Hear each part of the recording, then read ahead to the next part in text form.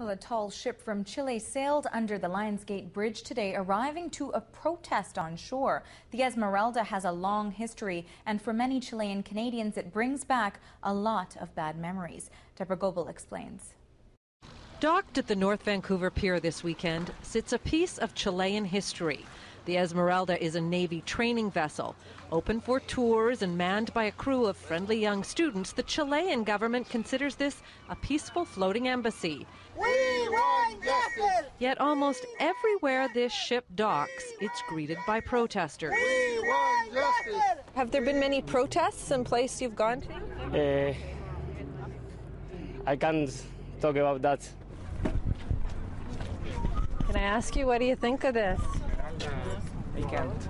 The problem is not the crew. The problem is what this Navy ship represents to so many Chileans. In 1973, unfortunately, they gave another mission to the ship, which was to hold political prisoners. And we cannot forget those who died, those who were tortured, those who were killed here, because any attempt to forget them is like to kill them twice.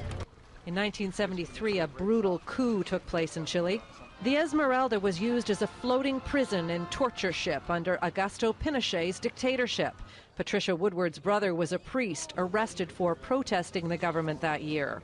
My brother was in such a bad shape from being tortured and beaten. His body was completely sort of wrecked inside, and in an almost comatose state, he was taken to the Esmeralda. He died on board with hundreds of others.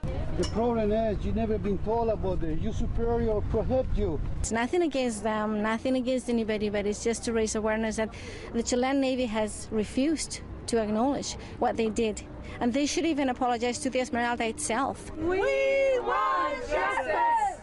These protesters say they recognize that Chile is no longer a dictatorship, but the memories and abuse under the Pinochet regime are part of the Esmeralda's history, and they want the government to recognize what happened on board and to apologize. To raise awareness to people that this ship has a dark past. A history, they say, that cannot be glossed over with tours in international ports.